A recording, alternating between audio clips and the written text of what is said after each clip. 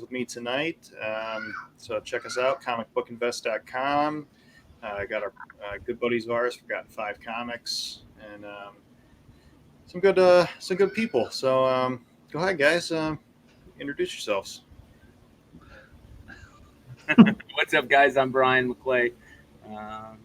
Got a freaking tornado in Arizona today. I had my first tornado warning in a couple of years, and boy, let me tell you, that was a freaking blast, man. I thought that was like why you lived out there. At least you didn't have to deal with that kind of crap. I know, right? It's hot as sin, but none of this other natural disaster stuff. Well, we haven't. Let me see here. We haven't had a tornado warning by me in as long as I can remember. You know what I mean? So, wow. Yeah, it's absolutely crazy, and it's storming right now. So, if I break off, you know why. But get down and cover. Yep. Well, this is John Z from the Midwest. Not quite as bad at tornadoes as our brothers down in Oklahoma, but we have our share, a little more than Brian. But we are weather clear today, and looking forward to get back to show. Missed a couple weeks for work, but excited to be here. Yeah. Yep, and it's Ben S. And I'm trying to wonder. I didn't even really ever think about it, but McClay lives in Arizona. Why do I have a better tan from Ohio than McClay does in Arizona? I'm white as a ghost. I don't understand. It's because I'm Irish, brother. I don't get it. Because if you go outside, you melt there.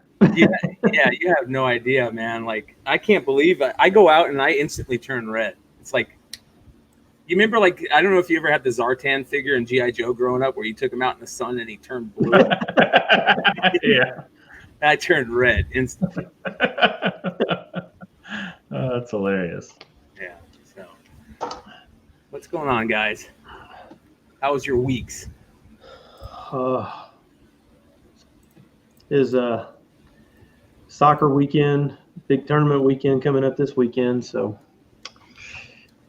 my daughter's going to be helping out she's in 8th grade, but she's going to help out at homecoming Saturday night. But she has 2 tournament games Saturday, and then she has an 8:00 Sunday morning game, and she'll be at the homecoming checking people in from 7 until 1 a.m. So she's going to be a peach on Sunday. That's with all the football craziness, I'm sure that I was sure that was going to come up, but we haven't really talked much football lately. I mean, we usually don't talk much sports, but it seems like football jumps, college or pro, jumps in there. The Bengals are horrible. They're 0-3. Yeah, the Colts are surviving, so there's not a lot going on. We are competing against the Bears tonight, so I guess we'll see how that goes. If the Colts would have made a couple field goals, they'd be like 3-0, right? Yeah, let's not talk about Vinatieri. Yeah. Did he retire? No. I thought after last week he was going to retire. I was talking of it, but I think they talked him into staying. I mean, he's kind of the old man in the locker room at that point. Yeah. So. And I don't know anything about sports, so go team.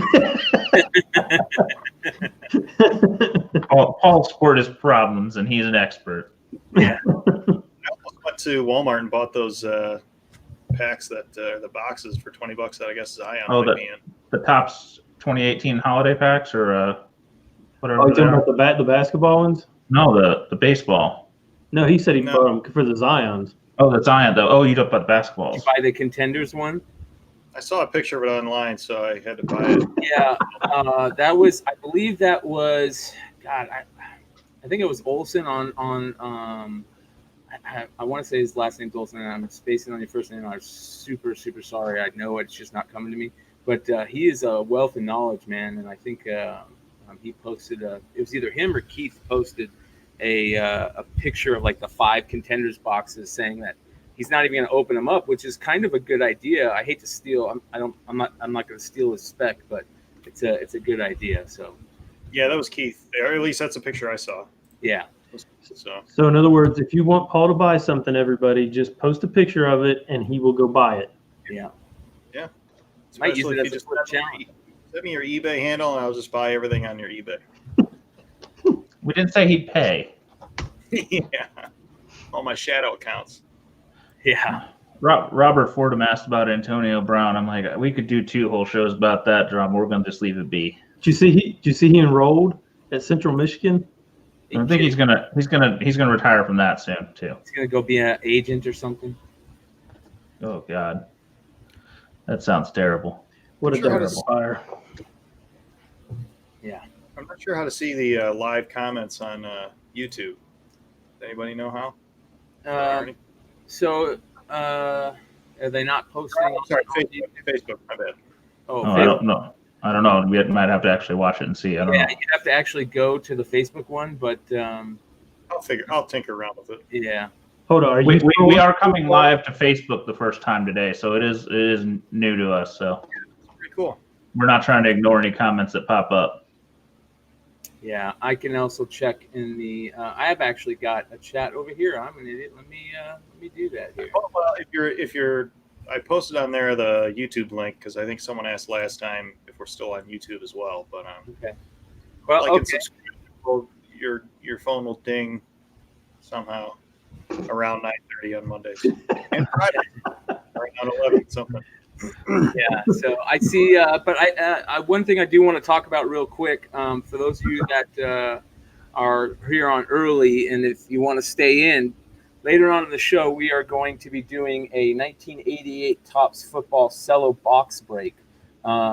We have a couple guys that we've been talking about trying to do a box break with, and some of them are in the chat tonight, and we're going to try and get some of them on with us.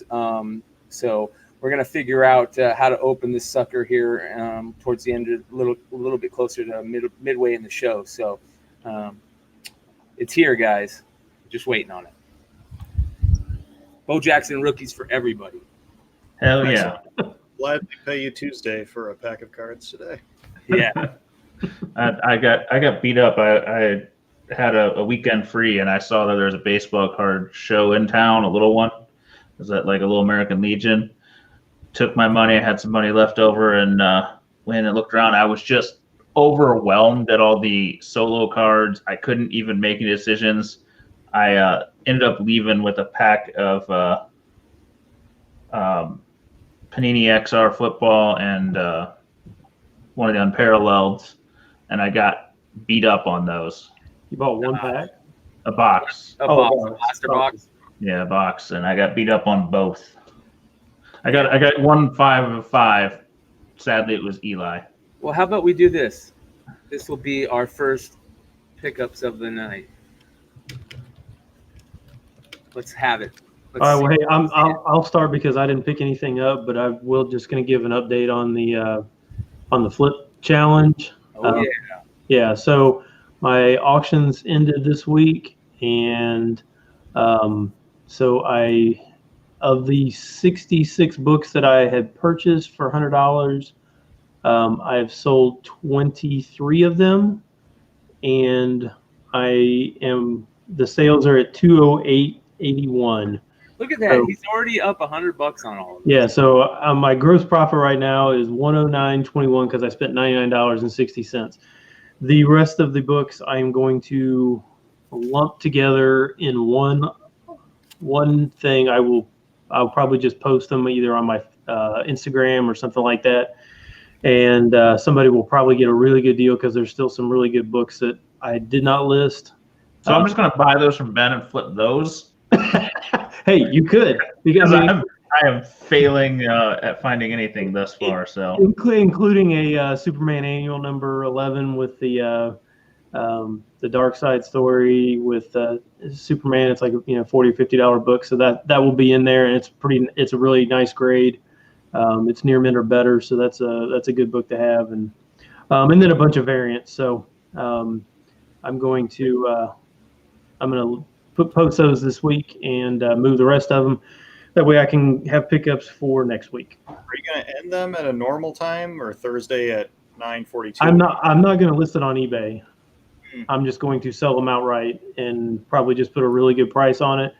And so somebody's going to get a lot of good books for. Since we all know you're going to win anyway, where can our audience reach out to see this list? Yeah, I'm gonna probably, like I said, I'm gonna probably put it on my Instagram, which is at the Wall Comics. Or you can find Ben S on eBay at PGA Tour or Bust, right? Yes, you can find me there, but I don't think I'm gonna list them there. But I don't know, but I probably won't. I'll probably just move them, and I think I missed out. There was a small card shop here that yesterday posted on Facebook, and they picked up a Matt Baker Nightmare, the one with the sirens and stuff on it. Oh, wow. Yeah, so they had a raw copy of that, and I think I missed it. I think somebody might have already grabbed it, and I didn't see the Facebook post. So Darn. That's a pretty book. yeah, it is. So You know what's the worst part about the Flipside challenge that I found so far is that I gotta sell my stuff because I don't have any money to play with yet. You know what I mean?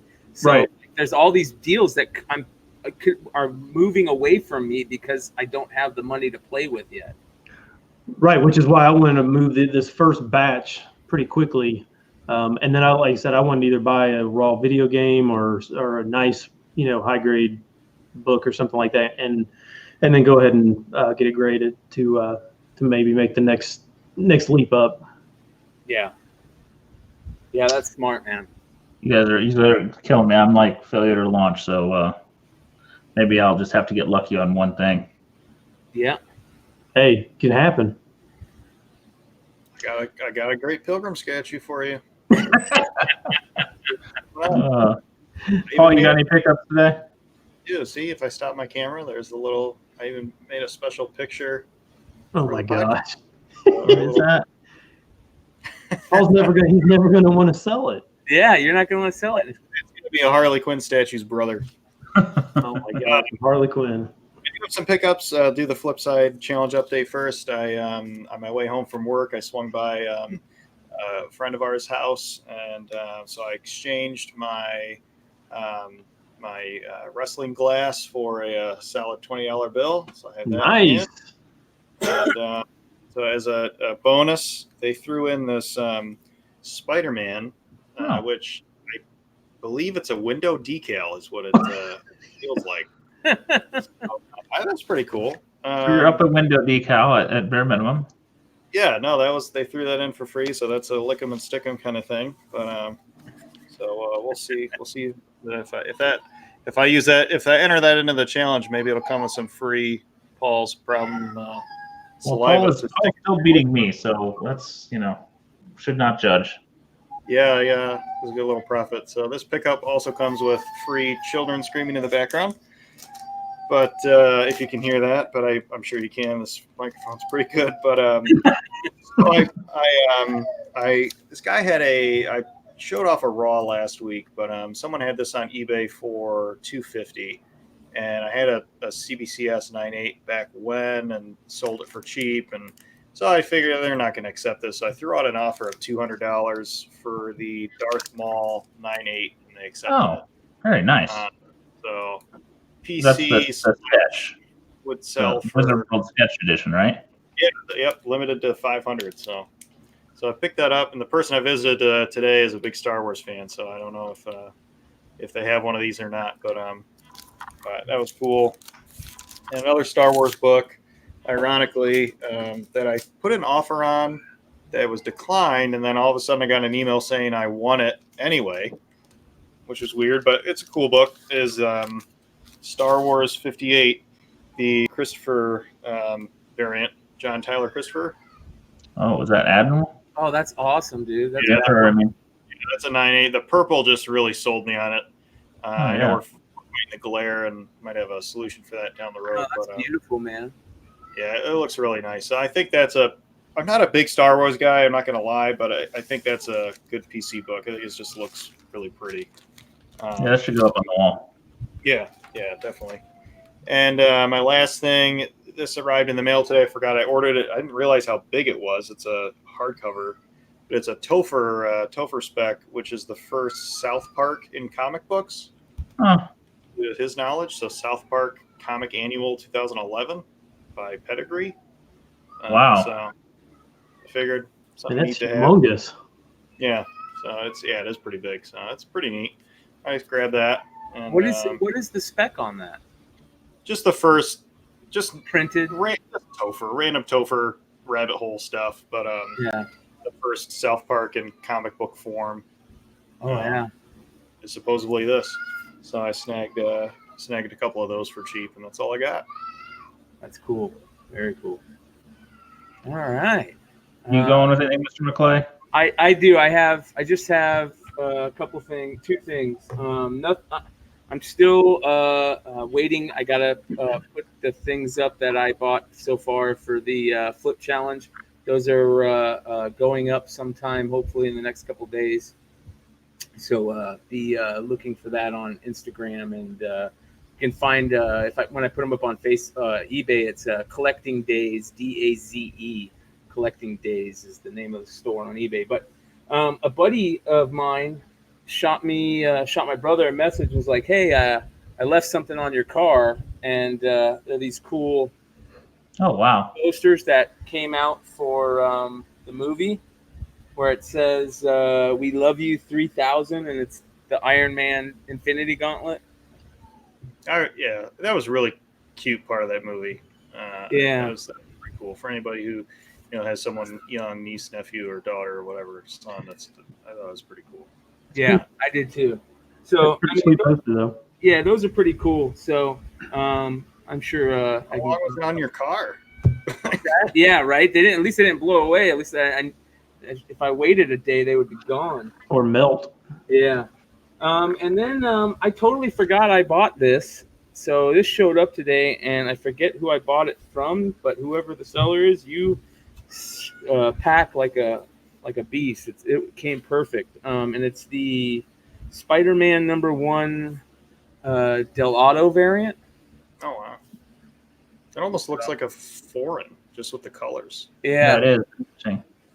So I got that. That showed up today. So Is that the J.J. Abrams Spider-Man? I am not sure. That's the one that just came out. Yeah, it's the one that just came out. So yeah, it's the J.J. Abrams Spider-Man. So I wasn't even planning on picking that up. So that's kind of cool. And again, I'll use this shameless plug. This is what's coming up. We're going to open up this cello box here. So remember that. Is that from Baseball Card Exchange? The cello box? No. So I think we might have talked about this, Ben, but I can't remember if it was on the show. I got these from a seller on eBay a while back, and I don't think they knew what they had. I think they were like one of those groups that like gets estate sale stuff, because you could tell they just had a ton of different stuff on there. And they had said it's cellophane wrapped. Well, if you know Topps football, they didn't wrap their boxes in cellophane from the case. So I took a shot on them. They were, I think I paid $60 a piece for them, which is a really good deal. And so I bought two of them. Well, I opened up the first one and I pulled two Bo rookies. And then I had a feeling it wasn't searched, because a couple of the packs, one of the packs had a Cornelius Bennett rookie showing on top, and another one had a Vinny Testaverde showing on back. So I figured, it was maybe there's a nice chance on these. So that's what this is. It is wrapped in cellophane, but Topps does not wrap their boxes in cellophane, at least their old ones, if I remember correctly, right, Ben? I don't remember them being shrink wrapped. Yeah. So that's why Baseball Card Exchange, they actually just stopped. If you saw that, I don't know if you saw that, Ben. I don't know if it's because of what happened with the jab stuff. I hope not, because you saw what he pulled the next box. I mean, Right. He pulled the card that everybody wants, and it was dead nuts. So, but what Baseball Card Exchange will do is, if you would send them your unopened material, they would inspect it to see if it's searched, or if the the cellos had been reclosed, because they're experts, quote unquote experts at that, and they know what to look for. And then they would wrap it in their shrink wrap that says Baseball Card Exchange, and then they'd slap a tag on it. So basically, like, they're running their own grading things, just saying that they're putting their name on the line, saying that this box is not searched. This box is not one of those, so I don't want anybody to think it is. But if you see cellophane on the box, and an older box, and it doesn't say Baseball Card Exchange, don't think that there's not a chance it's been searched. So So you we'll said see. they're stopping doing that? They're not going to do that anymore? Yeah, they're actually stopping doing that because I don't know if it's the pushback or they just got way too many product and they just couldn't do it. You know what I mean? So who knows? Who knows? But yeah, here's some of the guys that are going to be on the box break tonight. Big shout out to Emiliano. I know Heartless in here. I know Robert Fordham's in here.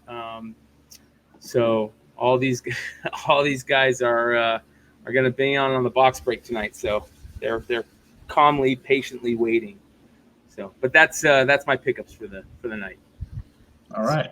Very nice. Yeah. So I've been gone a few weeks, and I think I teased the last show I did about a month ago that I bought a big boy book, and I'm gonna save that a little bit because I bought a few other things beforehand. I'm gonna try showing a little differently than we've been doing. I bought a real original art, and I think it might display a little better here.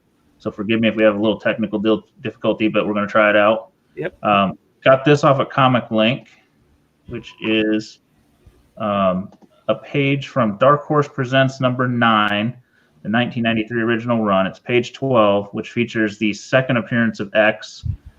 Saw this on Comic Link and went for a good price.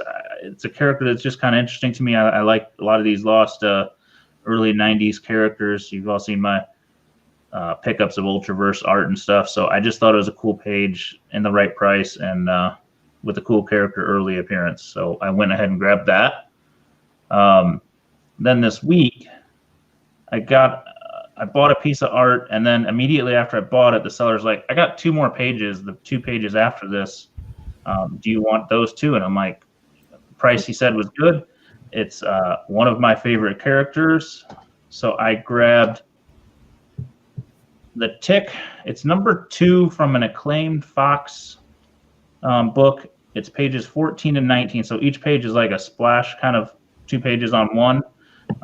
It's not a full story, but it's a good chunk of a story featuring a Tick in the Fox animated style. So I did a little research, and this was actually a Tick kind of, I would almost call it a kid's book, and it had some other Fox cartoons at the time in it. So Little Louie, the Louis Anderson comedy, as well as Bobby's World were also comics in this book.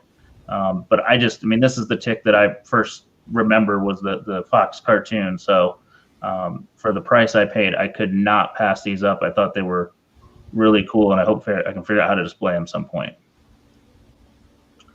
And then the big boy book, I decided I'm going to go all in on a character. It's a book that I've liked. It's a Silver Age book that is really, really tough to score in high grade. Like to give a shout out to Rick's Neat Stuff from the CGC boards and Instagram. Good dude to work with. Fair prices, easy to deal with. But I picked myself up a sorry, still working graphics here. Hawkman number 4, CGC 9.6. Jeez. Wow. I don't know if you guys had seen before on my Instagram, I had been saving up and buying lots of mid-grade Zatannas and other stuff. And this one popped up. There's only, I think, 11 in this grade and 2 9/8s. The 9/8s never sell, and the 9/6s rarely sell.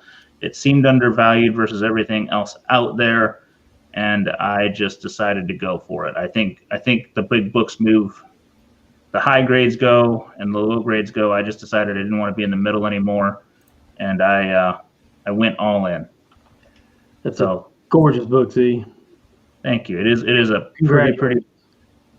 And if you look at the sales on it, in the last 3 or 4 years, it's up about 50%. But compare that to some of the other books out there, the Silver Age Keys, the Silver Age Marvel. I mean, some of those are up so many percentage, it's crazy. So this is one of those books that just feels like it's not really moved with the rest of the market. Don't know if she'll get a movie appearance. Don't know if Warner will mess it up. But I just think it's a big enough character that it doesn't matter with the what the world does. There aren't many more 9/6s going to pop up. So that's me. Can you imagine if that book had her on the cover. Oh, I was just thinking the same exact thing. I wouldn't be able to afford it then. I do want to tease though. I think by next week, I don't have nearly as big a book, but I bought myself a piece of history. So we'll tease that. It is a piece of comic history and iconic, if nothing else. So. See, John's not understanding the Flipside challenge. He's just ignoring the Flipside challenge and just saying, you know what, I'm going to buy the most expensive thing I can and make you guys look stupid no matter who wins. That blew away everything I've ever spent on a book by a long margin. So. Yeah, but like you said, you're all in, and it's, you know, if that character takes off, I mean, I think she's like one of those characters that a lot of the people who are like comic book you know, like real comic book collectors, they want that book. That is a character that they like to collect, and she's always a character that people love on covers. So, how much did you tell your wife you paid for it? She knows because I actually sent a check. Oh gosh. Rick does not like to deal in PayPal and that big of money, which I understand, and it was you know, the fees and all that stuff involved. So she had to see it, which was sad for me, but keeps me honest. That's the way it works sometimes. But it's a nice book. Yeah, that's awesome. It's crazy. Yeah. What's your address? It's not staying here long, so. I've been looking at you know, every time I look at something that's like a big book or something, I'm like, nah, I got a Gretzky card I gotta buy, and then I'm like, well, what am I doing? I don't even have the Gretzky card halfway saved up yet. No, you're slacking. If you haven't got that yet, you're slacking. I know, right? Big time. Jeez. That's my goal, McClay, on this flip side, is to sell enough and I'll buy a Gretzky card. Yes, there we go. I was at that card show and I saw a Jordan rookie and I'm like, maybe I want a Jordan rookie. Let's talk about that card show. What was it like? I mean, that was a new experience for you. I don't think I've been to a card show since I was, 12, 13, 14, maybe. I moved over to comics about that time, and you'd have some shared shows, but that's the last time I've seen one. And this was a local show at a Legion Hall. Didn't know what to expect. I know it happens monthly, so I happened to have a free morning, rolled over, and there was a good 30 to 35 tables, probably 20 to 25 total dealers there set up. Lots of dealers, lots of cards. It's just different than a comic show because they don't have to have nearly the size displays. They don't have to have all that stuff up as much, takes up so much less room. Not a lot of sealed boxes, not a lot of that. There was, one shop there that was doing some of that, but mostly just, loose cards varying from the very old to, a lot of the modern, stuff you'll pull out of pack now that people are looking for. Yeah. And it strikes me as a lot of guys kind of doing the same thing of just selling to fuel their own hobby. I think that's what a lot of those guys are. It's exactly what it is. And some of those guys, man, they have some big dog cards, but it's the same cards every month, it seems. It seems like they're not selling them. I mean, that's what I noticed. There's a little show that they do out by me, like 5 or 6 tables every month. You know what I mean? So it'd be nice to walk into something that's got like 20 tables, 30 tables every month. But so I mean, I kind of quit going because the guys had the same stuff every month. So I mean, if they're changing what's on there, that would be a score. That'd be a cool place. Yeah, I don't know. I imagine there's some changeover. It's hard for me to say because this is my first one to check out. So we will see what happens going forward. Was the cosplay okay? The cosplay was, akin to some sexy Babe Ruth. Akin to a small comic show. Guys. Did you just say sexy Babe Ruth? I did. But yeah, it was pretty laid back. It was interesting. I was so overwhelmed just because I didn't even know what I'm like. They're like, "Are you looking for something?" I'm like, I don't know what I'm looking for. Cards. You want to see this? Are you looking for anything? No. I did see one table with some of the non-sports cards floating around, and I thought that was pretty cool. You know, the boxing cards and the wrestling type stuff, but none of them I was looking for. So I think I would have picked up if I'd seen like some of the WWF cards or some of that stuff. I might have went in on it, but it was just guys. Sports cards. I'm just so out of my element. I don't even know what's a good price right now. So I decided to just kind of back up and go back in with a plan if I decide to go. That's smart. It's better than just overpaying for something. Absolutely. Yeah, it's very easy to do in the card. Well, I saw the Jordan and I'm like, I don't have a fathom of a guess if that's a good price or a bad price, which means I shouldn't buy. And was it graded? It was a 7.0 Fleer rookie. They had a tag at 2,400. I don't know if that's high or low right now. I don't know either. I'm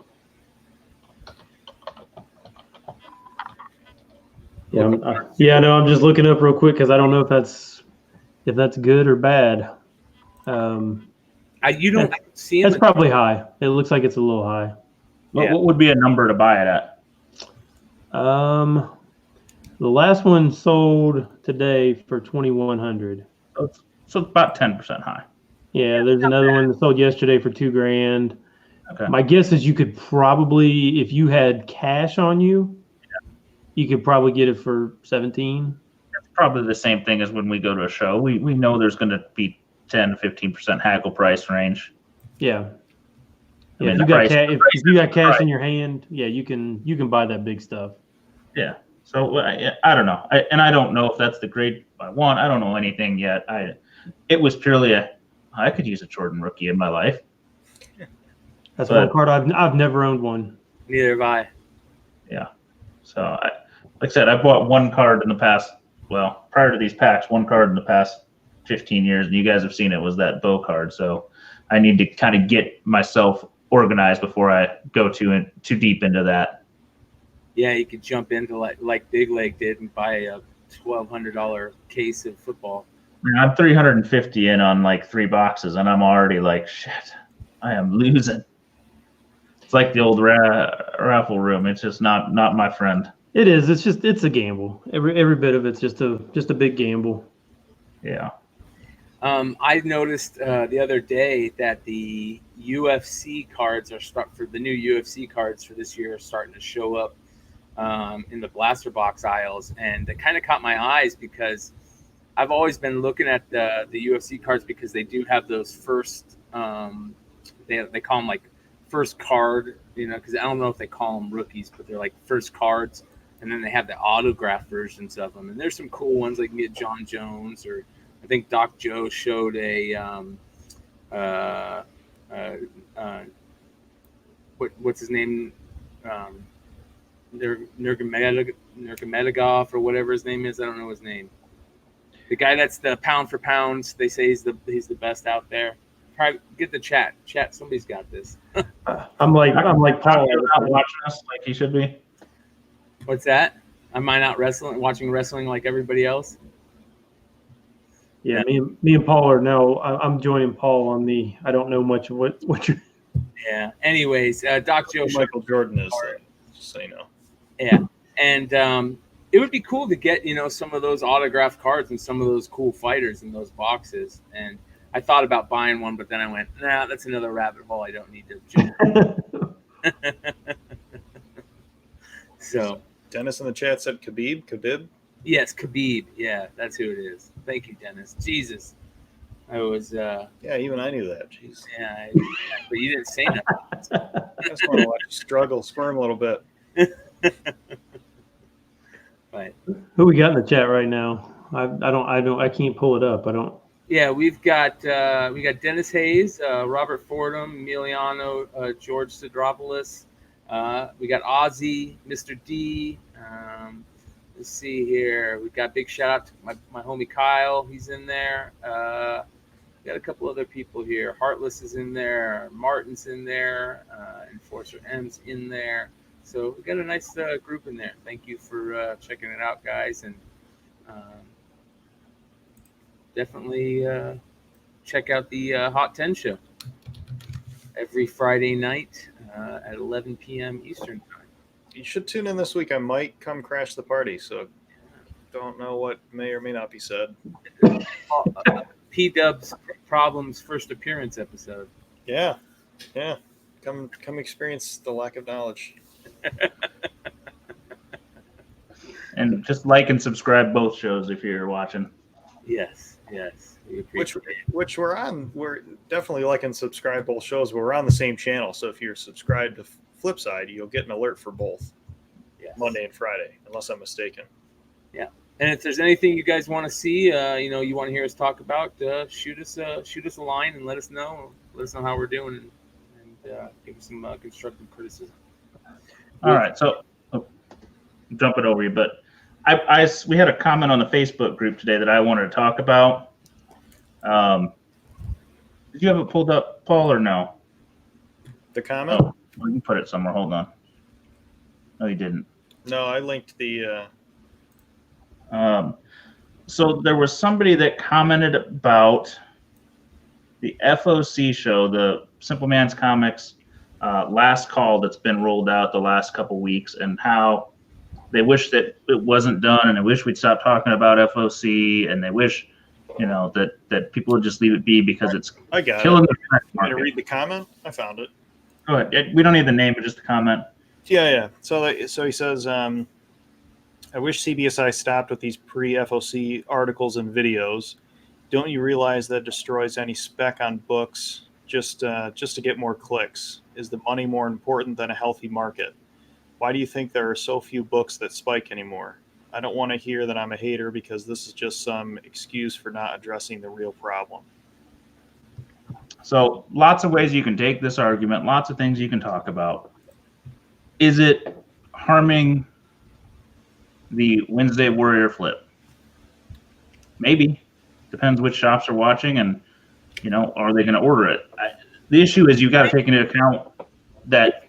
Explain how it's hurting them, though, because, I think that's people. It's hurting the certain people that invest in brand new books. They buy books out of previews on a hunch that it's going to be big. And then if somebody in groups like this, which there's probably literally hundreds of groups across Instagram and Facebook and wherever else they live that are talking about this. So it's not a secret. It's not a secret that nobody else knows. We're all guessing. And then you got to have shop owners decide, am I going to go big on this or am I not? Because if shop owners start watching the show and they go big on the 10 books that Simple Man talks about, nobody buys them. They're stuck with that inventory. So they're not going to go all in every time. And are there maybe a couple extra people that are going to pre-order from Diamond or their account and try and do the same game as you? Potentially, but if they're doing it already, they're probably doing their own research. I don't think it's killing the market that much. And if you think about it, we're all dependent on a healthy comic market. These buying a $20 brand new book that came out today that nobody knows how it's going to do, if new readers, new people are in there buying those books, they're not joining the hobby. They're not helping it live on. They're just trying to make some money, realizing they're losing and they're going to leave. Yeah. So first, I want to preface this with I love Brian and Jack. I think they're great. I think they make great videos. I am not a big fan of FOC talk. I think I started hating it when it kind of got exploited. I would say probably where I remember it is with that Amazing Spider-Man was a 795 with the Red Goblin. Whatever issue that was, and people started talking about it that there's going to be a new villain in this issue, and then Marvel caught wind of it, or Marvel or Diamond, whoever's controlling it, and saw that people were talking about it. They'd already sold out, and then they decided to push the FOC date back and let more people order it.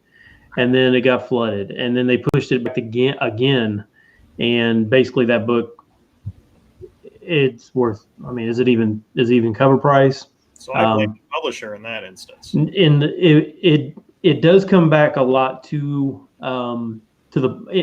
it does come back to the publishers, because what has ended up happening, from what I can see, is that the publishers now realize that people are doing these. They're looking at these FOC dates really tight. A lot of it's coming from unknown comics and comic exposure. They're the ones who send out the mass emails about, oh, it's final order cutoff. But Marvel especially has been implementing new characters constantly, and they're giving people heads up. Hey, there's a new character, and here's the final order cutoff date, and promote it. And then it starts getting promoted. So if you look now, it seems like there's a new Marvel character pretty much every week, that they're introducing a new character, and a lot of it, I think, is coming back to this FOC, and Marvel is using it as, hey, we can sell a lot more books.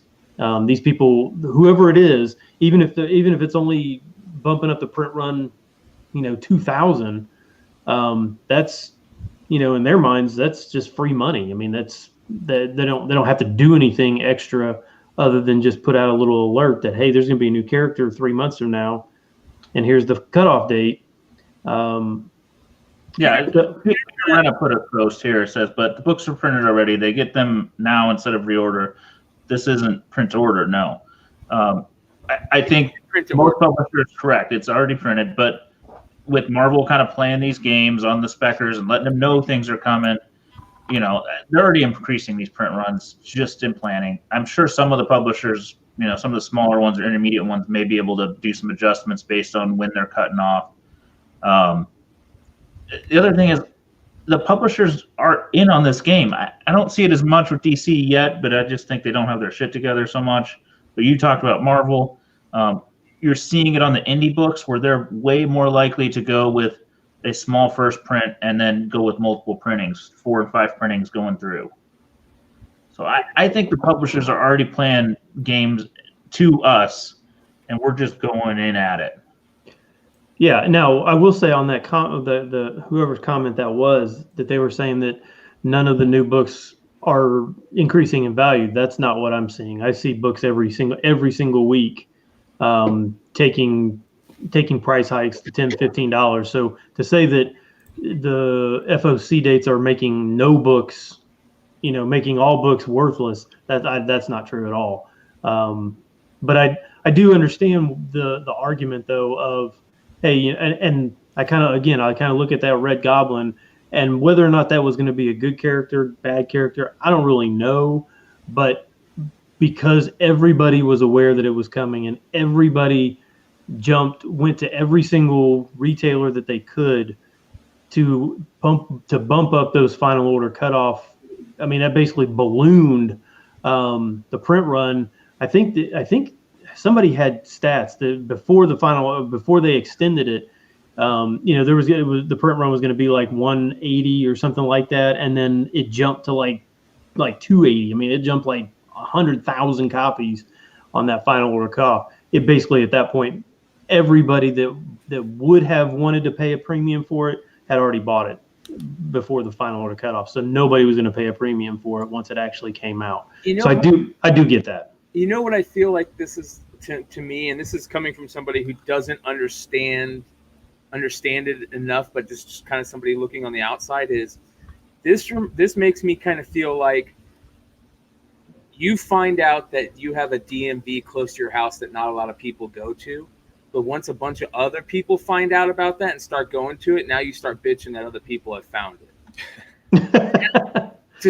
Am I off on that? I mean, because if this is something that's been available forever, and like Peter said, big shout out to Peter who does dollar bin digging on comicbookinvest.com. Does a great job writing articles on comicbookinvest.com, where you can also check the Hot 10 by our man Ben S. So make sure you check that out. He makes a good point that, he gets like a half a dozen warning emails from shops all the time. And so other shops are doing it, but now are they I don't understand. Can you only go to a shop to get the final order cutoff books? It depends who you are. I mean, Well, so some people are ordering from their shop and getting it in their pull list, or getting it, pulled in advance, or I'm going to order 20 copies of this book to my shop.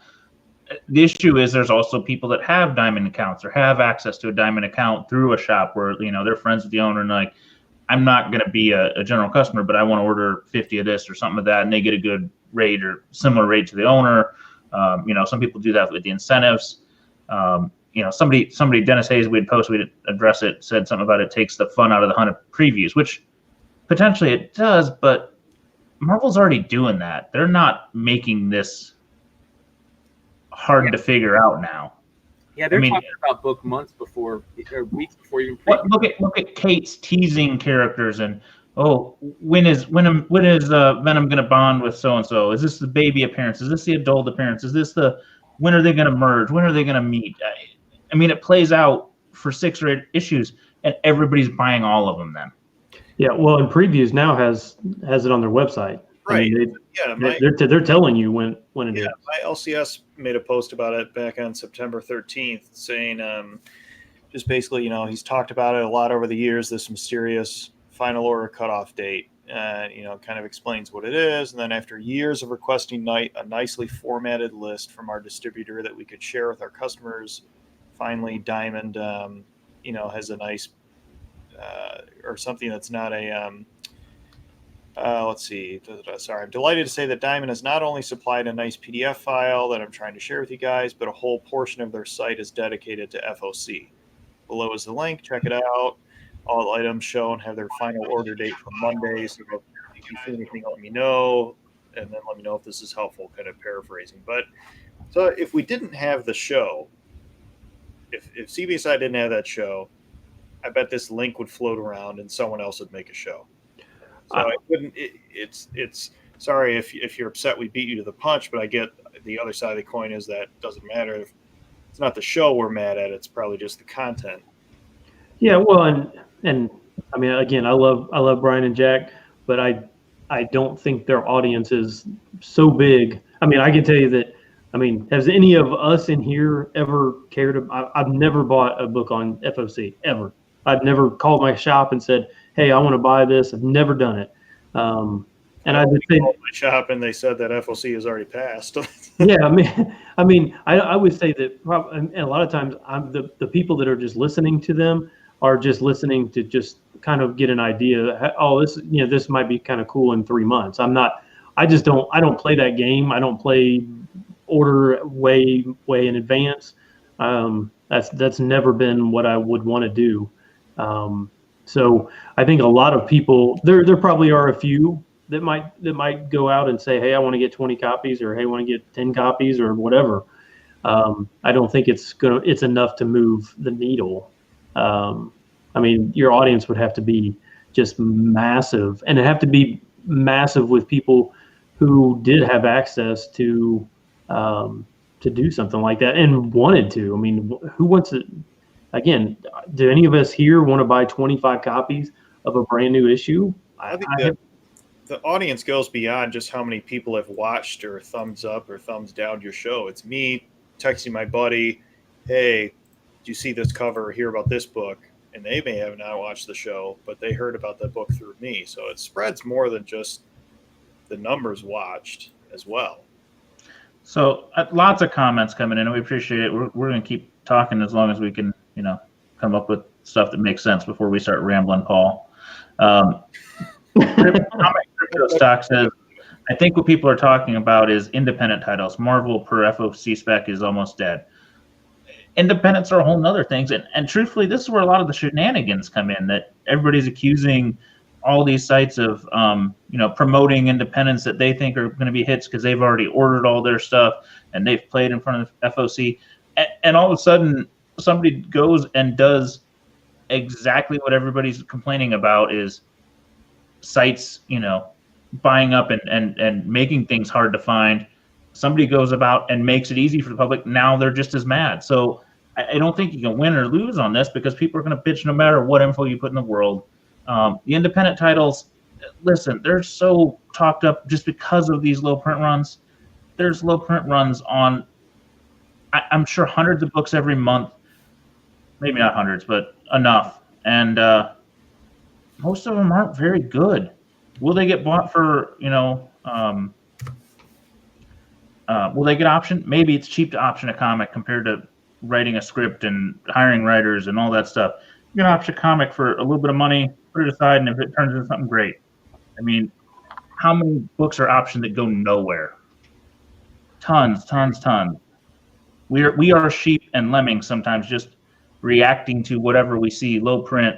Somebody talked about it. Somebody going, let's let these books mature and turn into something interesting, and actually buy the quality product instead of just jumping on every turd release with the little buzz.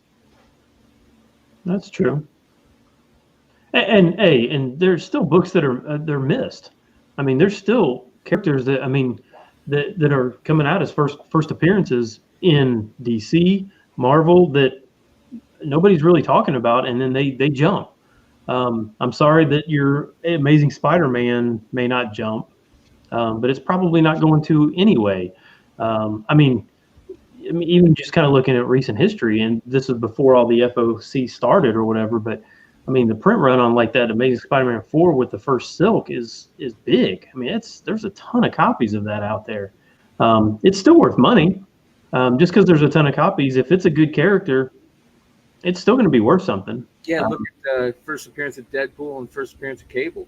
Yeah, I mean, it's just, there's just truckloads of those, or ASM 300. I mean, there's an unlimited supply of a lot of those books. So just because there may be a spike in, you're looking at these gains, as a 1 day or day of release spike. But if it's a good character, those are books that I would probably hold on to anyway, for 2-3 years down the road. You see what a lot of the books from 2-3 years ago now, when they actually do hit, kind of hit where they're good. I mean, those books don't just jump up to $10 to $15. They jump up to $50, $60, $70. So those, I mean, even Young Avengers, I mean, there's a ton of those. But it's $75 book, just because it's a good character. And if that were today, I mean, you would just have to wait a little bit longer. And I don't necessarily feel bad. Like I said, this comes from somebody who doesn't like people talking about it. So, but I don't feel bad. I don't think it's as big a deal as some people are probably making it. No, Yes. It's not the end of the world. I mean, truthfully, if people are talking about books, getting people out there to buy them, we want people to buy floppies. We want people to buy these books. We want these stories to get read. If they're not getting read and no one's buying them, then nobody cares that it's a short printed book, because nobody's going to read it. If people aren't talking about it and pumping it up, who's going to go? The FOC, is it gonna hurt a few people? Yes. Probably certain shops, but let's be honest. There's shops that order as they order, and then a book gets hot, and there's the same 3 or 4 or 10 accounts in Diamond that go in and are fast enough to clear out the remains. They're probably losing out because people are buying them all on the front end versus somebody going back in and buying them on the back end. So it's just more of a gamble for those shops of, do they think it's going to be big or not, versus waiting and hoping for the reorder. Yeah. So if you're a Diamond account and you were living off of that, you might suffer, but average shop is not going to change what they're doing. I agree, but it's a good topic to talk about, though. I don't think it's nearly as damaging as the stupid, exclusive variant craze where people are printing 3,000 Marvel comics times 22 variants, and whatever issue was going to be good is just blown up and variant crazy and everything else. The FOC talk is 1/5, 1/10, 1/20th of that problem. And that kind of jumps into it as well. I mean, a lot of these books that you see that they end up doing an exclusive for are books that people are talking about on the FOC before that final order cutoff happens. then the retailers are like, oh, I want an exclusive on that issue, and now it just bumps up. It bumps up the overall print run. Yeah, well, like I said, this show is not causing that big a change in the market. It's helping the average Joe with a chance to get a couple extra copies, but it's not changing the market on people buying tens of thousands or whatever the number is. I think it's still a crystal ball too. Like you're guessing whether people know about the book or not. Pre-final order cutoff, you're still crystal balling if people are going to care. There definitely is a lot of money that's being made off of new books and the craze of, oh, this book's super hot, and people putting the books on within that first week and making big money off of it. Does the final order cutoff really affect the price of those books on the secondary market? Maybe. I mean, again, I use that ASM, that Red Goblin. When people first started pre-selling them, then it was $20, and then by the time it actually came out, it was cover price, because everybody had it and everybody knew that everybody had it at that point, because it had been talked about, forever for 3 months before it actually came out. So I think in a kind of a way, I mean, Spawn 300 was kind of the same thing. They kept extending the FOC on that. Now they're doing it on. Are they doing the same thing on 301, or did they just? I'm not sure, but I mean, people just kept ordering more copies. They just were like, "Oh, well, they're adding another cover. I'm going to order that too." And so, most of the copies are pretty much just cover price, but they probably were going to be anyway. I have a feeling that the way Image does it, they're overprinting. I mean, they did it with the last issue of The Walking Dead too.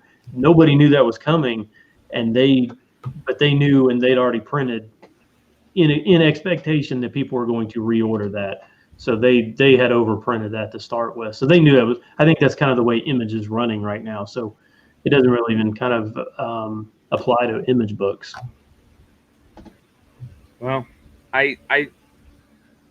it'll be interesting to see if more people talk about this, if this becomes a big deal, and I just hope it doesn't turn into to the same craziness that we've seen in the past with some of the spitefulness that ends up coming from it. And I'm right there with you. I think that Brian and Jack are doing some killer things over at Simple Man's, and that they're just hopefully that they're kind of lighting the torch and saying, do what you want, but here's the information.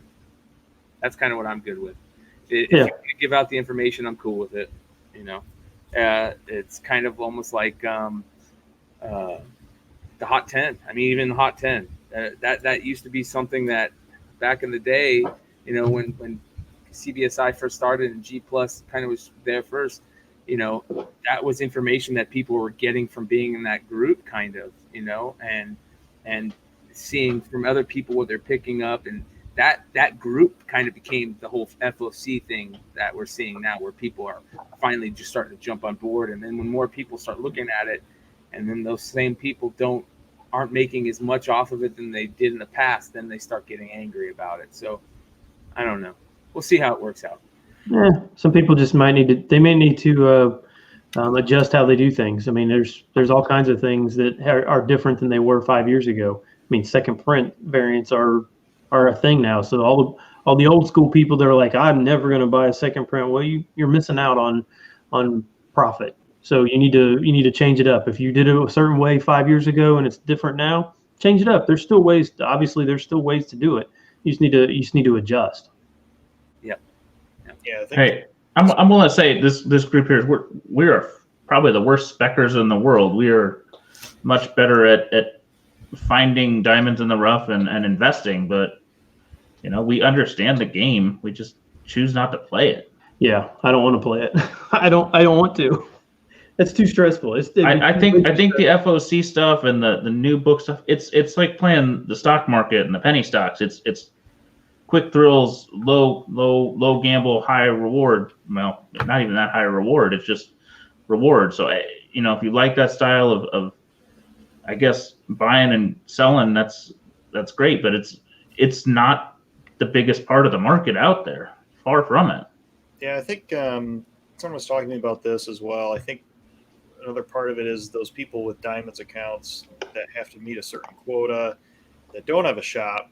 I don't know what it would take for me. I don't know what those numbers are, what it would take for me if I wanted to open my own diamond account. But It's $400 retail a month. God, I would almost pay for Paul to run a diamond account. Oh my God. So yeah, so I mean, so it's $400. So it's you actually only spending like $200 or like 250 because you only if you buy 400, I think you get a 30% discount or something like so I that. don't know how much those people are getting hurt by this or think they're going to get hurt by this then if people are shedding more light on what you had a previous kind of corner on. But Well, you know what? It might help these LCSs survive. might have to change how you do it. But I mean, the people who don't have if I just had my own diamond account and tried to build my own business, then all of a sudden everyone knows about FOC and how important it is. Yeah, I mean, listen. There's somebody else put a comment about it too. There's apps that are doing more problems for speckers and diggers than this FOC stuff will ever do. So I mean, it's out there. The show is live. I don't think they're going to stop it because a few people are upset. So we'll have to see how that changes the market. How do these apps that alert you that your 1994 Superfoil polybagged book is now worth $15 change the market? Yeah. all right, so are we gonna do this box break because I got a couple guys that are dying. Yeah, that are Threatening us with thumbs down. Yeah. All right, here we go, guys. Let's set this up for you guys that are in the chat that are part of the box break. Go ahead and join. If you guys look in the chat, there's a link there for you guys to join the show, and we'll get started on this. We'll probably have. I probably have never talked to any of these guys, even though I probably know who they are. Yeah. So I'm gonna add this guy to the stream here. So let's try this. We need to maybe put a warning for the gentleman sitting in the waiting room. Heartless is sitting in the waiting room, and he's still at work. So we're gonna. He knows he's got his headphones on. I'm sure he's good to go. So this person's name is 1988 Topps Football Cello Break. No, this is me. So we only right now. Show. We could always just Heartless could stop his camera and just listen. Yeah, he's good. Whenever he wants in, let us know, and we'll bring him in. But he can sit in the backstage for now.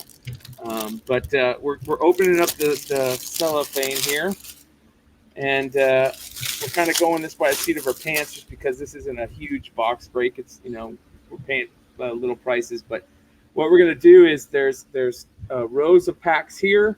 Rows of packs here, rows of packs here, rows of packs here, rows of packs here, rows of packs here. So there's 24 packs in here, and there's 6 rows, so 4 in each. So we'll go the top 2, and then we'll be one person, top 2, this person, da da da da. So why don't we go? We'll do this. Ben S will be the top 2 up here. Paul W will be behind him.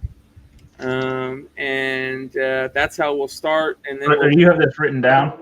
No, do you guys mind writing this down for me? I was gonna say, you're gonna forget. NS first 2. Okay, so top left quadrant or area is going to be Ben S, the top 2, and then the bottom 2 is Paul W. And then the middle 2 is going to be that's going to be you, John Z, and me below that. So top, middle. And that'll be McClay. Okay. You below that. Wait, are you? I'm top and you're bottom. Yep. Okay. And then next we have, let's go. Big Leg will be the top 2. On the right. On the right. And let's do below that will be Heartless. And then bottom left, we'll go top 2 will be Robert Fordham. Bottom 2 will be Doc Joe.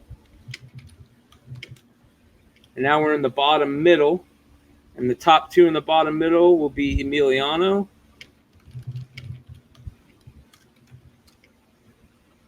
And then let's see here. Who do we got? And then below, so the top 2 will be Emiliano. The the bottom two below that will be Dino. And then on the bottom right, the top two will be Sleepy. And then the bottom two right now are basically open because I didn't hear anything from Scotty. So we'll leave those for now. And, if he wants them, they're his, but we'll try not to show them. So Well, if he doesn't want them, I'll take them. Shit. We'll open those next week. Otherwise, yeah, I'll take one. Z will take one. All right, wait. I'm gonna interrupt you for 30 seconds. 2 seconds. Go for it. With silence. He's going to interrupt you with some silence. I've got my lucky charm. Bo's gonna call to his brother. So I'm not going to show you guys what's on the top of the whole box. I'm just going to show you the top, the who's going to be on the top of each person's pack. This was Christian Okoye's rookie year, right? This is Christian Okoye's rookie year. This is Vinny Testaverde's rookie year. Cornelius Bennett's rookie year. Jerome Brown's rookie year. Bo Jackson rookie year. Brian Bosworth rookie year. And Tom Rathman rookie year, who's Tom Rathman. Oh, Kevin Green, also Hall of Famer Kevin Green's rookie year. So pretty decent rookie year for cards that aren't worth a lot of money. The card that's worth the most in this is the Bo, and I think PSA 10 might be going for around $250. I want to say. I think I saw him closer to $3, but yeah. Dennis Hayes asks, "How do we get in on this? What the f did I miss?" Dennis, we're testing this out. We thought it might be fun to play with how the live breaks are open and maybe have some live people on when we do it. So this is our beta test, and if it goes well, we may do some other fun stuff like this. Yeah, and we'll let everybody know, probably like on our Instagram page or something like that. Yeah, we'll shoot some info on Instagram. This was our see how it goes. Yep, and if we get positive results and people wanting to do it, let us know, and we'll open this up to all the fans out there. So this is the top left, the top two. So who is that, John Z? Because I already forgot. Is Ben S, top left. Okay, top left, Ben S. You got the lucky charm of Lawrence Taylor being on the top. Hey, as long as it's centered, that's all I care about. And then the back card is Reggie Roby. So I think this is probably a good pack to open. The old punter. So if you had the Bo on top, you would want to maybe leave it. If I had the Bo or any of those other rookies that I named on top, I would think about leaving it. I would definitely leave the Bo, the Testaverde, or the Bosworth. Even the Okoye. I think it would be cool to have that. But so if any of those are on top or back, we're not going to open those, and we're going to let the person decide. I think we might just send it straight to the person and let them open it if they want, because I would feel terrible opening a pack with a good top or back card. So, but here we go. All right, let me. Or Half Price Crook prefers the top or bottom, he says. Okay. All right, so here we go. I'm going to go ahead and kick out the gum card just because it's a pain in the neck. And there is the gum card that is 1,000. It's always the 1,000-yard card, and so that is the top of the gum. Brian says for an extra $1 a pack, he'll chew the gum out of each of these. No, I won't. And there's your gum card, Ben. So I don't think that's anybody you care about. It's Doug Smith. No. Here we go. All right. So Lawrence Taylor, Michael Answer. I'm just going to keep going. You guys go ahead and talk if you want. So I'll be the commentator since I know everything about this. So We've really got nobody in this pack so far. We're going kind of fast. whoever's in the chat or watching live, or watching later, feel free to shoot some things that you think would be fun to open up and just see what would be fun, man. I don't know. What are you guys into? What do we want to play with? We're not going big dollar or anything. We're just seeing. Well, hey, we may. If people want in, we can do big dollar. Hey, but we will say that we will limit it to people that are active in our group. We're not just going to sell. Yeah, that's fair. We're not going to sell it outside of people that that are supportive of us. So if we do end up getting a bigger box or something like that, it. You got two Roger Vicks. Yeah, and a Phil Simms and a Lawrence Taylor. I got several Hall of Famers in here. Hey, dude, there's another. I think I've seen doubles on a couple of these. That's kind of crazy. But look at that. There you go. Walter Payton, record breaker. This is the last card he had. He doesn't have a regular card in the set, I don't believe, because he retired after they won the Super Bowl, if I remember correctly. So that's kind of cool. Too bad it wasn't on the top or bottom. All right, that first pack is a bust. Other than you got a couple good Hall of Famers, but Yeah, Montana. Yeah. LT. yeah. All right, here's the top of the other pack. You got a punter on top, which is always fun, and It's a Bengal. yeah, and then a rushing leaders on back. Was the punting Bengal actually the worst card in the set then? I don't know. Some people would disagree that there's probably some Brian Bosworth haters out there. Well, the Bengals probably actually need a good punter, so maybe he's the best punter. Fun fact: the only person to ever get a perfect 50 on the Wonderlic test was a Bengals punter, Pat McAnally. What's the Wonderlic test? It's like a IQ test that they give to everybody at the combine. So they have to answer 50 questions in like 5 minutes or 4 minutes, and they're like logic questions and stuff like that. All right, here we go. Here's the top. Oh, now the cards come out and Doc Joe shows up. It's like Spanish Fly for him. No 49ers, especially from back then, because that was when they beat the Bengals. Yes, it was. I remember that. Oh, look at that. There you go. You get the checklist. Yeah, Doc Joe's show opens $1,200 boxes. We're starting small. I want to give a big shout out to Doc Joe's show, the collectibles. It's a really cool show, and thanks for having us Flipside guys on there. Whenever you ask us to come on, we appreciate it. They did a pretty cool case on there. So Ryan was on there last week, 2 weeks ago? We were, and I was, and Sean went big time. So that was fun, and we also want to give a quick shout out to the old school homie Trey. We're thinking of you, brother. Hope everything's going well, and we'll talk to you soon, brother. So and the gold Keith, the Sheen man. Yep, he is doing a kick-ass job over there, man.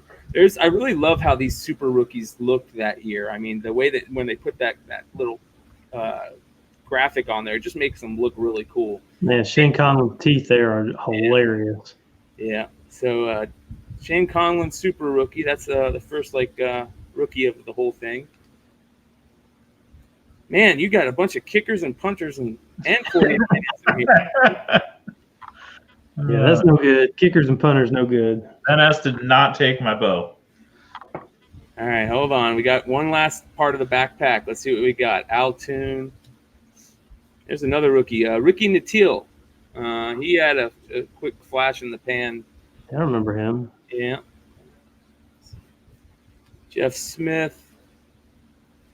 There's a Jets team card. Harry Carson. Him and LT didn't get along very well. Again, the coalition on some of this can be crazy. You can get 5 bow rookies. You could get 1 bow rookie. You never know. I've seen people get 2 bows in 1 pack. But unfortunately, Ben, you're a no-go, my friend. But it wasn't too bad. All right. The buying price. Yes, the buying price. $3. Phil Chung on the Facebook chat wants to know if we can open some Pokemon packs. Hey, man, there's some big money in Pokemon packs. Let me tell you, it's hard to find the old ones. I've occasionally paid a little attention and just get confused. So here's the bottom. Who's the bottom? Who we got on the bottom now? This is Paul's problem, so probably be 5 bows in this pack. I know, right? All right, Paul, here you go, brother. So your top card is a team card, so that's not that too big of a deal. Your back card is Pete Manley, so that's not worth. Hey, Paul, this is a sport card. You know that, right? Whoa, you didn't. Yeah, he's worth a lot to me. Why'd you open that? Yeah, Paul, he heard Manly, and he was like, Manly, and I'm on the bottom, and man, this is. All right, so here we go. Here's your first half of the first pack. Oh, look at that. There's another Pete Metzelaars with the crazy face on the Buffalo Bills. Hey, you may want to lift those up just a hair, Brian. Oh, thank you, sir. Here's Dolman. What does Bo Jackson look like so I know what to look for? He's in Raiders gear. You are gonna piss a lot of people off, man, if you pull a Bo Jackson saying He's, like that. he's too young for Bo Jackson. He doesn't even know. He's not going to piss as many people off as Kenneth Curley did when he won 2 BA12s. Yes. Well, here you go, Paul. You did pull one of the rookies that we were talking about. There's a Kevin Green rookie, Hall of Famer, linebacker, played for many teams, one of the best linebackers ever played the game. It's centered decent. It's not bad. It is off-centered though, so I don't think this is anything to write home about. Yeah, it looks off top to bottom. Yeah, to right a little bit. Unfortunately, it's probably at the most a couple $1 card. I don't even think it's worth that much, but it would have been cool to have one of these in PSA 10. I'm sure you could get a decent amount of money for a PSA 10 Kevin Green rookie. So I'm going to put that to the side for you just in case. Didn't our boy Simple Man open a pack and skip over Yes, he did. the winner card? Was it Saquon? Yep. Yeah, Saquon autographed at 50. Yeah. He was like, "Oh, there's a Saquon." This is Paul number 2. Nope. This is the second half of the first pack. So here we go. We may need to speed. Yep. I'm going to just start going fast here. Doc Joe's gonna lose his mind if he doesn't get to see I know. what he gets. I know. All right. So it doesn't look like anything in that pack there, Paul. We're going to go to the second one. You have got somebody I don't know, an inside linebacker. That's not that big of a deal. And I don't know. looks like James Wilder on the back. So we're going to go ahead and open this one. See what we get. I don't want to destroy anything in there, but they don't make it easy. All right.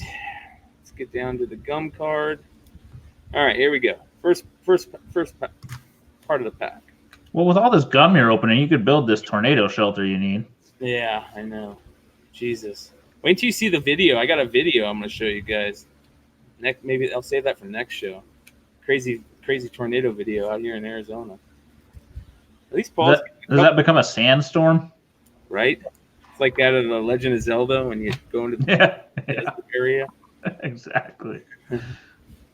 So who's back? This is the second pack for me. This is your second pack. Yep. Let's see here. Eddie Brown, Steve Young. So basically, you're doing the cello packs as 2 halves, before Yes. the gum and after the gum. Exactly. Yeah, these are big fat packs. I mean, there's like 30 cards in these things. All right. Sorry, Paul. You got the Kevin Green rookie, but it didn't play out too well. So it's not too much to write home about. So here we go. All right. Wrestled in the 1990, I'm being told. All right. So we got the middle top. That would be me. All right. So here we go. Come on, Bo. Irving Fryer on top and Troy Benson on the back. So we're going to open that. And, yeah, like Ben was saying, these are fat packs. You can see. Here we go. You see basically there's the gum in the middle. Let's go ahead and do this. Half Price in the chat wants us to let him know if we find a Kosar. Irving Fryer on top. Here we go. We're going to start moving through these. Did you just make Bernie Kosar French? I heard it. I was going to let it pass. It's the beauty of knowing nothing. I don't know how to pronounce it. Another one, Walter Payton, the record breaker. Oh, that's all right. We like us Add. Bears. All right, here's the gum card. I don't care about that.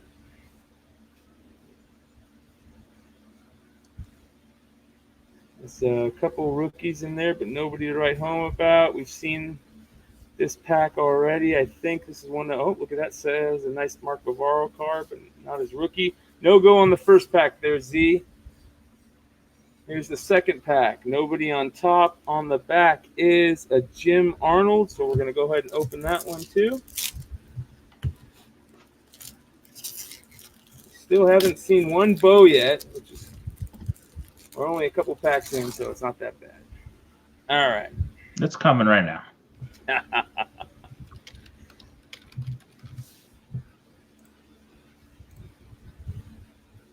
Nothing so far. Keith bought Jim Everett, Chris Everett, the famous Jim Rome story where he called him Chris Everett live on air, and Jim Everett decided to throw a chair at him, if I remember correctly.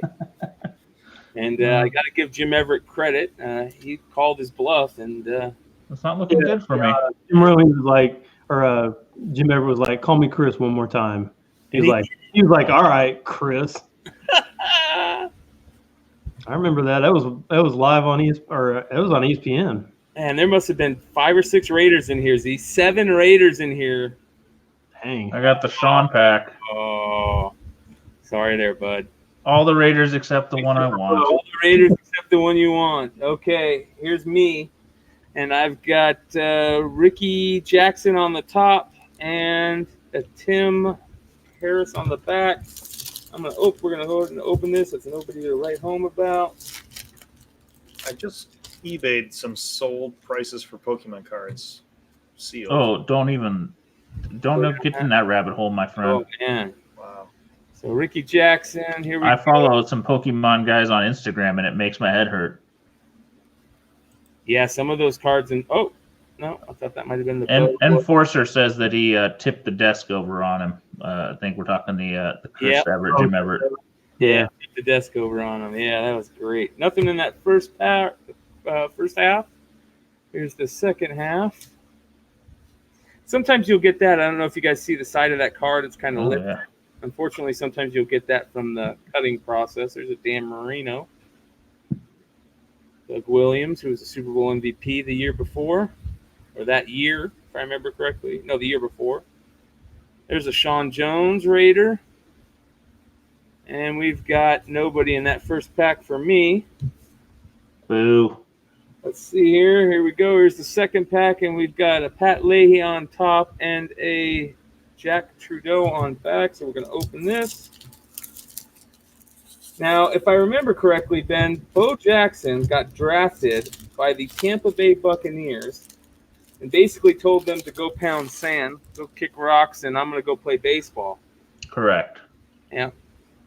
And because of that, they gave his rights away. They didn't give his rights away. He went back in the draft, right? The next year, and Al Davis took him like last pick or something. Okay, that makes sense. It wasn't last pick, but it was late. Just took a flyer. John Bosa rookie. Is his kids Nick and Joey Bosa? I do not know that. Yeah. So it'd be probably about the right time period. Yeah. All right. Nothing so far in this last ditch effort for me. No. All right. Here we go. Here's the last of the packs for me. Second half. Lots of Broncos.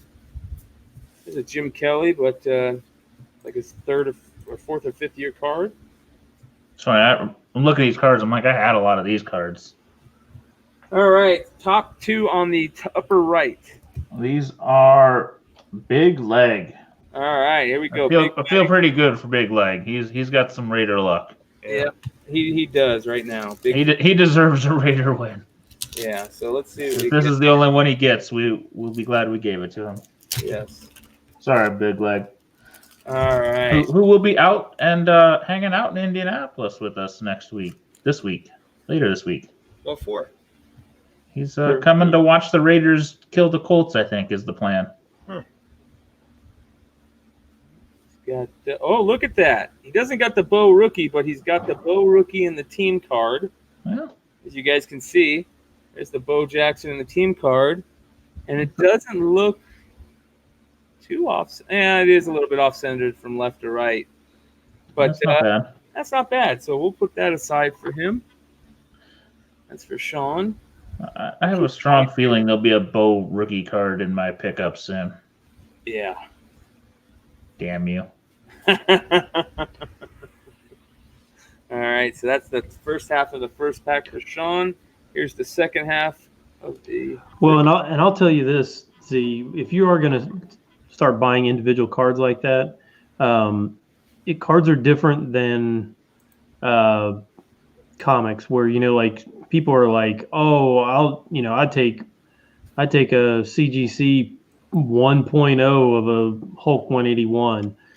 That's not really the case in cards. It matters. I wouldn't. I think on a basically a modern card, it's a 10, right? Yeah, I would say anything 1987 and above, you have to go 10. And it depends on the card. I mean, if it's like if it's a classic, if it's like a Brady rookie or or something like that, you can get a 9 and still it's still a very liquid, card. But is that Tim Krumrie's rookie? who? That's a good question. Look at that. You pulled that. You saw that out of the corner of your eye. Let's see here. I don't know. I'm a rookie. He was drafted in '83, but this might be his first card. Probably not, though. Yeah. There's a second-year Herschel Walker or second-year NFL Herschel Walker. I'm toying with a Nolan Ryan rookie too. That's definitely one to pick up. All right, sorry there, Big Leg. You only got a sniff of the bow on that one. But let's see what you got here. It's the last half of the second pack. Heartless Art is up next. We're gonna put him at least live to listen and talk, so he can curse at you on his own. That's a pretty decent centered Cornelius Bennett there, rookie. Oh God, who started talking the bow break? Jesus. So there's the Cornelius rookie. We'll see what we get here. Ken and maybe nothing in the second half of the last pack. So Big Leg did walk away with the bow team card and the Cornelius Bennett rookie. So those are the two best cards that we've pulled so far. All right, here we go, Heartless. Enforcer. Let me let Heartless in. All right, brother. What's up, guys? Here we go. We're gonna go ahead and just Heartless top card is a Dalton Hilliard, and on the back is a Kenneth Davis. So we're gonna open hold on a second. I'm gonna go back to letting you. Heartless can talk, and we're just gonna show. Heartless is in the dark, man. He's like stealth. He's coming home from work. So Enforcer is helping us correct this bow story. He got that's what happened. You're right. I forgot about this. He rode in the Tampa Bay Jet and got kicked out of the NCAA from the baseball championship game, and then it didn't enter the draft and ended up in the supplemental draft where Al Davis put a waiver on him. Ah, there we go. The supplemental draft. Timmy Smith. Look at that. That card was super hot this year. You remember this? Oh, yeah. I do remember that. He played so well in that Super Bowl. This card was a super hot card that year, and now it's not even worth a quarter. All right. Half Price Crook says, Buddy just got his Nolan rookie score in and an email from PSA at 9. Holy cow. Wow. Holy. I haven't gotten to the prices yet, but I know that's not a little card. Yeah. Johnny Holland, Dwayne Beckett. I'm going to start moving through this. We got nothing on that, Heartless. That first pack, you only got the quarter Timmy Smith rookie. Here's the second pack. And I got nobody on top and a Chuck Nelson on the back. We're going to go ahead and open this.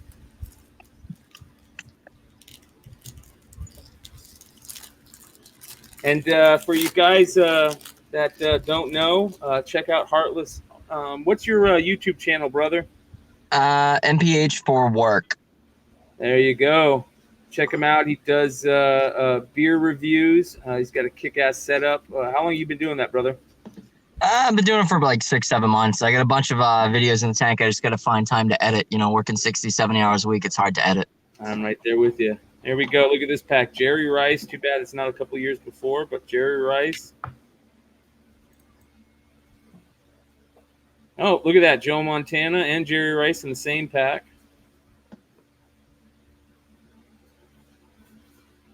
There's that Super Bowl card. FYI, PSA has on their website has the Ryan PSA 9s valued at $23,000.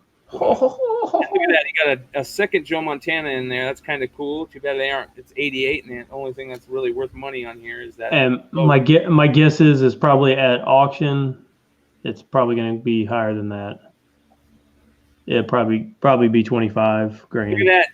He got two Timmy Smith rookies. Too bad you couldn't pull two Bo Jackson rookies.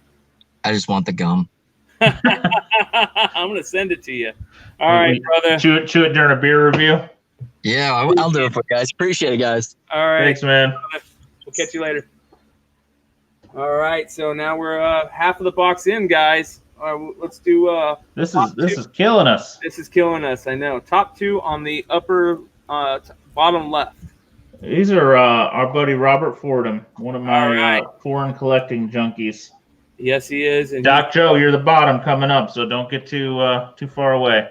yeah, Robert Fordham has some killer foreign. If I remember correctly, is it the Black Panther? Yeah, he's a big Black Panther collector. Yeah. So nothing on top, and the back card on that first pack is Mark Jackson. We're gonna go ahead and open this. Hey, McClay, you want to buy a box of 84 tops football? I do. How much is it going for? Let me look. Here's a wax box for 900. That would be the ultimate box break, you guys. 84 Tops football has some of the best rookies out of any set in the 80s. So here we go. I'm just going to keep going while I talk. But, man, how cool would that be to open that? Here's a Cello baseball card exchange authenticated box for 13. Woo! Maybe we have to look into that. Oh, that's fun. Oh, man. Dan Marino rookie, John Elway rookie, Eric Dickerson rookie, Dexter. Man, it's so hard to find that Elway rookie centered, though. Gosh. Yeah. Man, there's a reason it's worth 10 grand. Alton Hilliard, Reggie White. This is kind of getting me worried here. Should have seen at least one. We haven't seen much of anything here. All right, second pack. Here we go. We've got a team card on top and Pat Leahy on the back. So we're going to go ahead and open that.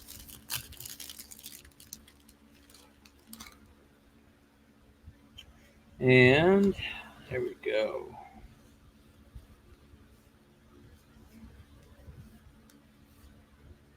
Nobody so far.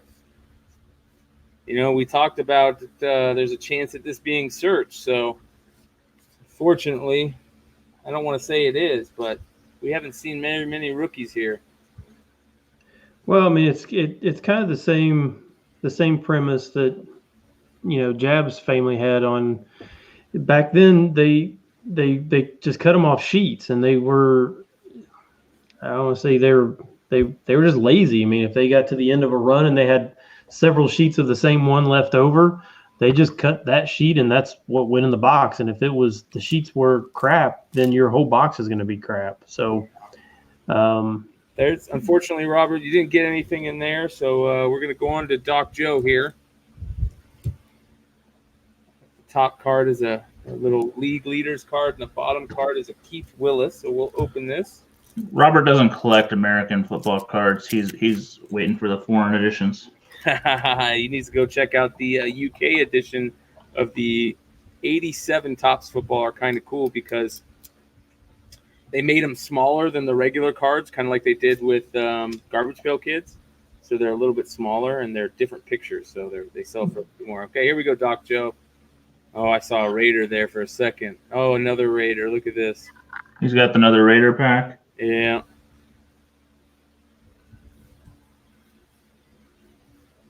Randall Cunningham, the original cheat code. Eddie Brown rookie. Steve Young. All right, that's the first half of the first pack. Here's the second half. Receptions leaders.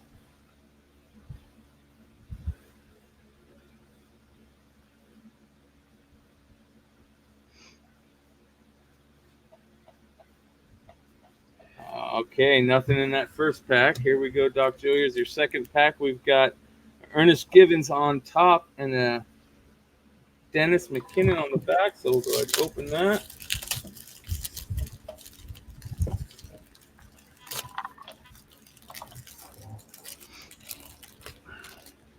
All right, here we go. First half with the gum. Here's the gum card. There's another third Walter Payton. It would be nice if that was a Bo rookie. Haven't seen any Christian Okoye either. No Vinny Testaverdes. Dennis Hayes says, just send the whole box to the leg since it's covered in Raiders.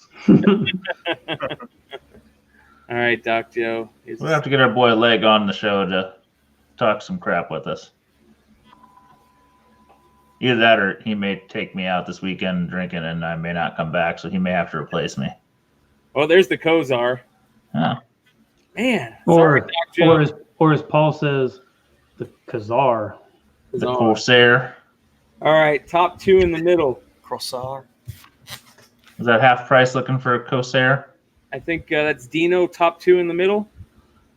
No, that's Emiliano. All right, Emiliano, here you go, brother. Dino is the bottom. And Calvin McGee on the back. So we're going to open.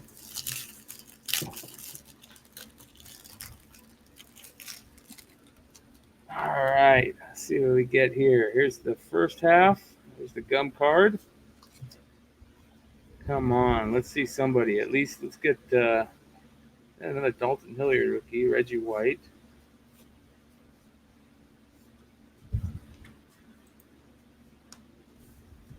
Now this is starting to get worried. Z, I think your brother was asking earlier this week about why football defensive players are not worth very much. Yeah, I do recall that comment. Look at this. Do you guys see this? Look at Wait, is that 2 bows? This is 2 bows, but not the rookie. This is the team card. Right back to back. That's what I'm talking about with Coalition on these old ones. So you got 2 of the Bo Jackson team card rookie cards, which are cool cards. I'm not sure what they go for in a 10, but they don't look that bad center, do they? No, they don't. They don't. So I'll take a little better look at this when we're done here, and we'll talk to you. This is Emiliano, right? Yeah, he's winning the pack so far. He is. If this were Pack Wars, he would be taking all these common cards. So all right, so 2 Bo team cards out of the first pack. He's beating a pretty weak spot. I mean, he's playing the Dolphins right now. Yeah, right. All right, so that's the first pack. Second pack, we've got Stanley Morgan on top, and look at that! You just won the game. You just won the game, Emiliano. Look at that. Too bad it's not the top card, but it is the back card. You've got a Bo Jackson rookie, unopened cello pack with Bo Jackson rookie on the back. You dirty bastard. That is pretty damn cool, man. He was in the chat earlier. He seems to have nodded off, so I guess we should save that for him. Yes. So we're going to save this for you. We're not going to open it, and I think that this I would try my hand at sending it to PSA and making sure they could authenticate it. I hope it doesn't come back search, but I don't think it is. We'll see. It would be unlikely to come back search with the best card still in it. Yeah, that's what I think. So, but there was a 88 or there's a cello with Bo on top that sold last month for $61. There you go. So Emiliano is the big winner. This is our highlight reel so far. Yeah, he got 3 Bo rookies in 2 packs. Only one that matters, but all right. Who knows how many are in there? The way his luck ran. I know, right? All right. he'll get it authenticated, and some basher open it and find out there's 4 in there. Here's Dino. We've got nobody on top, and on back we've got a Dave Dewerson. So we're going to open. Who's the best Lion this year? God, I don't think there was any good Lions until Barry Sanders. Billy Sims left, and Barry Sanders was the next good one. Dino, I'm sorry you're screwed then, my friend. I know.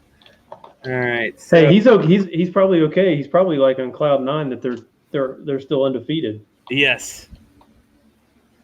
I was hoping that was going to happen to the Cardinals, but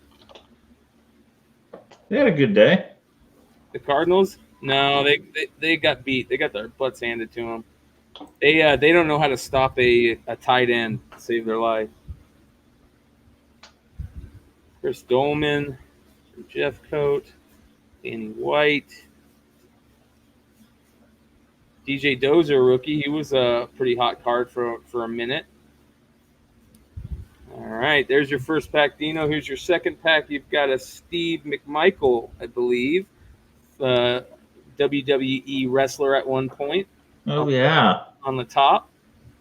And then on the back, you have got a Rulon Jones. So we're going to go ahead and open this. All right. Here is the gum card. There's a Raider, Andre Reed, another Mark Bavaro. I think this. You're off angle. Look at that. There you go. You got a Jerome Brown rookie. It's a little bit off-centered from left to right, but not too bad. And that's a cool Jerome Brown rookie. I'm sure his fellow Forgotten Five comic brother would like that card. Scotty would probably like that card. We'll go ahead and set that to the side. It's one of Dino's cards. Randall Cunningham in the same pack. Second year Randall Cunningham. All right, and here is the second half of the last. Funny, Cunningham and Bo are arguably the best two athletes to play football. Yes, they are. Up until that point, that's for damn sure. There's another Shane Conlon rookie. Alonzo Highsmith rookie. He was a pretty good running back for a while there, and he was a hot card for a minute. All right, so Dino got the Jerome Brown rookie. For those of you who don't know about Jerome Brown, unfortunately he passed away very young. I believe it was a car accident, and some say he was better than Reggie White. So it's pretty amazing. Here is the last two packs on the bottom right. Who is that? Or the top right. Yeah, the bottom right, the top two packs. Sleepy. All right, Sleepy John. Here we go, brother. So what are we doing with the bottom two? Those are Scotty two hotties. Those are, you know what? We're gonna open those, and we definitely got to open them. If you didn't hear back from them, I thought one was going to be Z's and one was mine. Yeah. What we should do is use those last two packs, and we know that there might be another bow in them because the collation might not be great if there's nothing in these. So, all right, here we go. There's the gum card, and on the other side of the gum card is a Gerald Riggs stuck to it. Here we go. Nobody in this so far. Dan Hampton. Yeah. And then we've got nothing in that. Here we go. Second half of the pack. Nothing in that.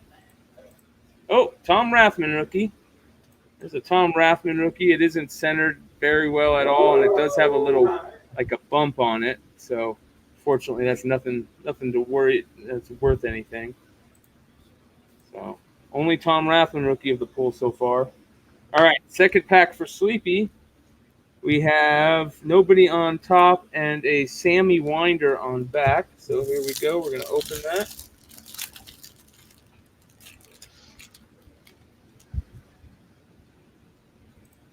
Okay.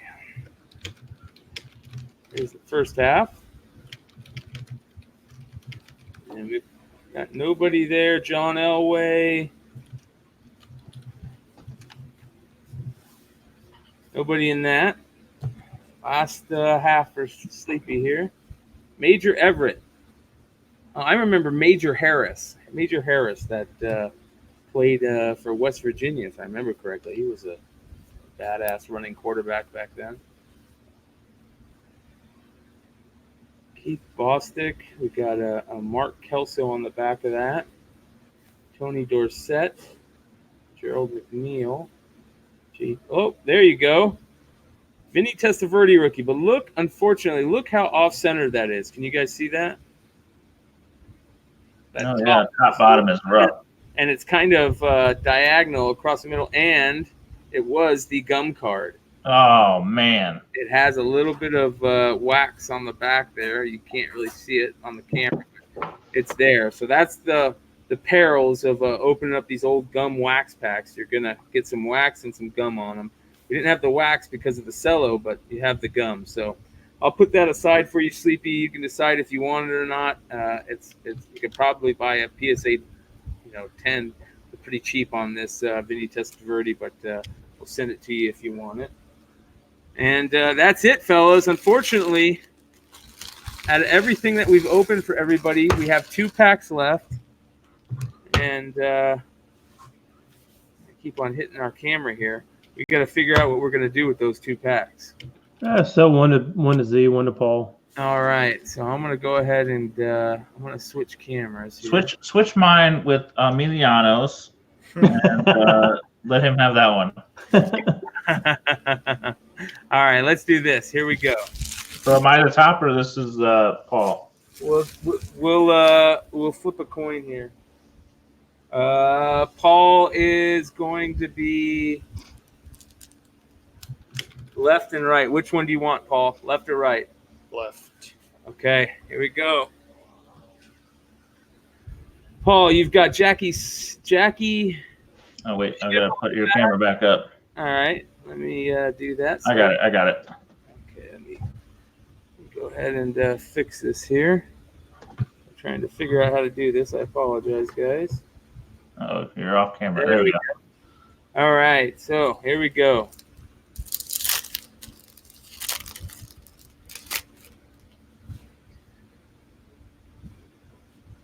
All right. Here's the first half. We got Herschel Walker. Second year Herschel Walker. Marcus Allen. Not the Raider running back we want.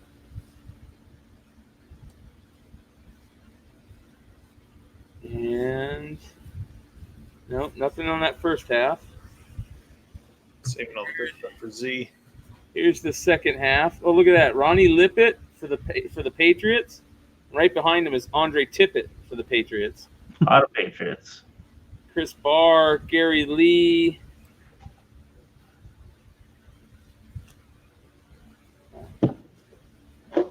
Doesn't look like we're getting very lucky here, guys. Oh, there's the gum card. Steve McMichael.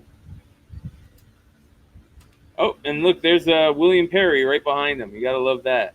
The fridge. The fridge. All right. Sorry there, Paul. Here we go, Z. Last pack.